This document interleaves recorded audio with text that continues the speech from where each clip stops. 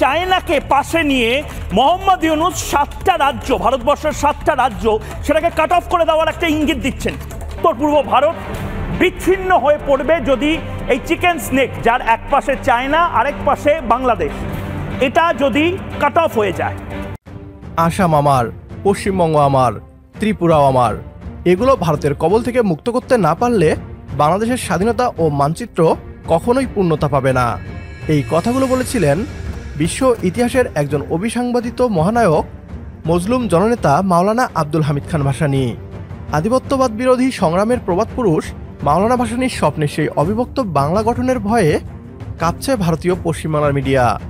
এতদিন বাংলাদেশে আধিপত্য বিস্তার করে গিয়েছে ভারত, তবে বর্তমান প্রেক্ষাপটে বদলে গিয়েছে সেই চিত্র। বাংলাদেশকে হুমকি দেয়া ভারত এখন নিজেই ভয়ে আছে তাদের পশ্চিমবঙ্গ এবং সেভেন সিস্টার্স নিয়ে। ডক্টর মোহাম্মদ ইউনূস তার দক্ষ কূটনৈতিক কৌশলে হাত করেছে চীন ও আমেরিকার মতো পরাশক্তিগুলোকে। চীন ও বাংলাদেশ মিলে চিকেন নেক খ্যাত শিলিগুড়ি করিডোর দখলে নিয়ে গঠন করবে অবিভক্ত বাংলা। এ নিয়ে তোলপাড় পশ্চিমবাংলার মিডিয়া। কি বলছে তারা, আসুন তা দেখি। আমি ময়ূক রঞ্জন ঘোষ। অনেকগুলো খবর পশ্চিমবঙ্গে রয়েছে, অনেকগুলো খবর আপনারা দেখেছেন, কিন্তু আজ বাধ্য হয়ে, আবারও বলছি বাধ্য হয়ে, চুপ থাকা গেল না, বাধ্য হয়ে বাংলাদেশ নিয়ে কথা বলতে হচ্ছে। এই মুহূর্তে বাংলার কিছুটা অংশ, ভারতের 7টা রাজ্য, সেগুলোকে কেটে ফেলার দিবাস্বপ্ন দেখছে মোহাম্মদ ইউনূস। চায়নাকে পাশে নিয়ে মোহাম্মদ ইউনূস 7টা রাজ্য, ভারতবর্ষের 7টা রাজ্য, সেটাকে কাট অফ করে দেওয়ার একটা ইঙ্গিত দিচ্ছেন। ভেবেছে আমরা কেউ ধরছি না, আমরা কেউ শুনছি না মোহাম্মদ ইউনূসকে। ময়ূক প্রতি মুহূর্তে মোহাম্মদ ইউনূস কি বলছে, কি করছে, মোহাম্মদ ইউনূসের টেবিলের ফাইল, সবকিছুতে নজর রেখেছে।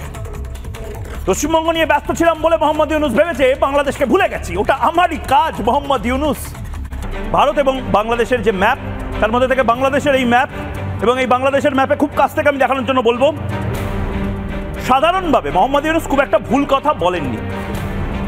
শিলিগুড়ি করিডোর দিয়ে যাত্রাপথ, অর্থাৎ কাউকে যদি গুয়াহাটি বা মিজোরাম বা আগরতলা সেখান থেকে সমুদ্র পথের অ্যাক্সেস করতে হয়, তাহলে তাকে ট্রেনে করে এতটা পথ আসতে হয়, বা শিলিগুড়ি করিডোর অর্থাৎ গাড়ি করে এসে তারপর সমুদ্রের কাছাকাছি আসতে হয়। তার কারণ কি, গুয়াহাটি আগরতলার পাশে যে জায়গাটা, সেই জায়গাটা চট্টগ্রাম, ব্রাহ্মণবেড়িয়া, চট্টগ্রাম, এই যে অংশটা, এটা বাংলাদেশের মধ্যে পড়ে।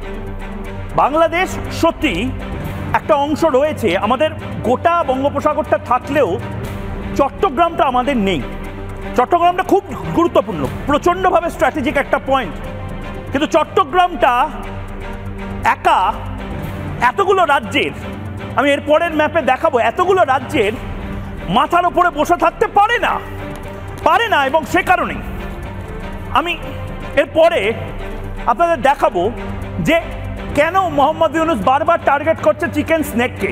চিকেন স্নেক আপনারা জানেন মুরগির গলার মতন একদম সরু একটা জায়গা। এই জায়গাটা শারজিল ইমাম থেকে শুরু করে টুকরে গ্যাং থেকে শুরু করে এই মোহাম্মদ ইউনূস, তারা প্রতিবার এই জায়গাটাকে টার্গেট করে, অর্থাৎ এই জায়গাটাকে কাট অফ করে দেওয়ার চেষ্টা করে। কেন শিলিগুড়ি করিডোর বা চিকেন স্নেক এত গুরুত্বপূর্ণ? উত্তর পূর্ব ভারত বিচ্ছিন্ন হয়ে পড়বে যদি এই চিকেন স্নেক, যার এক পাশে চায়না আরেক পাশে বাংলাদেশ, এটা যদি কাট অফ হয়ে যায়, উত্তর পূর্ব ভারত বিচ্ছিন্ন হয়ে পড়বে। মোহাম্মদ ইউনূস বোধহয় এটাই দিবাস্বপ্ন দেখছেন। এরপর সিকিমের সঙ্গেও বিচ্ছিন্ন হবে যোগাযোগ, অর্থাৎ সিকিম শুধু নয়, সিকিম এবং যে 6টা রাজ্য আছে, অর্থাৎ 7টি রাজ্য, তার সাথে গোটা ভারতবর্ষ বিচ্ছিন্ন হয়ে যাবে। আমাদের এই 20 কিলোমিটার জায়গাটা অত্যন্ত গুরুত্বপূর্ণ, এই 20 কিলোমিটার জায়গা। এরপর একই হাল হবে দার্জিলিং, জলপাইগুড়ি, আলিপুরদুয়ার, কোচবিহারে। অর্থাৎ বাংলা ভাগ করার যে বারবার চেষ্টা, মুর্শিদাবাদ, মালদায় জঙ্গি ঢুকিয়ে দিচ্ছে, আর অন্যদিকে মোহাম্মদ ইউনূস চায়নার সাহায্য নিয়ে বাংলা ভাগ করার চেষ্টা করছে। উত্তর পূর্ব ভারতের দিকে নজর চায়নার আজ থেকে না, দীর্ঘদিন ধরে। আমাদের সাথে এখন বন্ধুত্বপূর্ণ সম্পর্ক হলেও চায়না সবসময় চেষ্টা করবে একটা ডিস্টেবিলাইজিং পজিশন তৈরি করে রাখতে। এটা আমরা হতে দিচ্ছি না। শিলিগুড়ি করিডোর চীনের বহুদিনের নিশানা, এটা আজকে নয়। চায়না খুব ভালো করে জানে পশ্চিমবঙ্গ এবং নর্থ ইস্টে যদি তারা দখলে নিয়ে নিতে পারে, বা বাংলাদেশিরা যদি এই জায়গাটায় আধিপত্য বিস্তার করতে পারে তাহলে ভারতের ওপর চাপ পড়বে। ভারতের 8টি রাজ্য এই জায়গাটাতে রয়েছে, শিলিগুড়ি করিডোর, এবং এখানে অশান্তি লাগলে চায়নার পোয়া 12। এটা মোহাম্মদ ইউনুস যেরকম জানে ঠিক সেভাবে চাইনিজরাও জানে। আমি ঠিক এই জায়গা থেকে বলবো,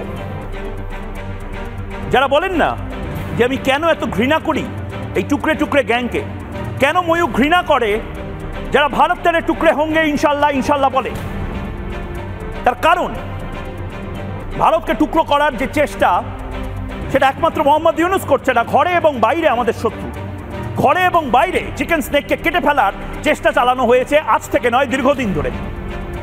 ভারতীয় পশ্চিমার মিডিয়াকে বলতে চাই, বাংলাদেশ এখন আর পিছিয়ে পড়ার দেশ নয় যে এখানে ভারত দাদাগিরি করবে। সুতরাং বাংলাদেশকে নিয়ে অপপ্রচার না করে বাস্তবতায় ফিরে আসুন। বাংলাদেশ এখন অন্যায়ের প্রতিবাদ করা শিখে গিয়েছে।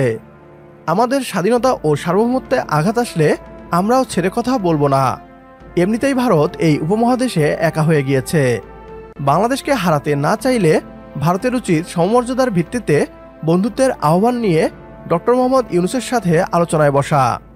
ইতিমধ্যে নরেন্দ্র মোদী ডক্টর ইউনুসের সাথে ব্যাংককে বৈঠক করেছেন।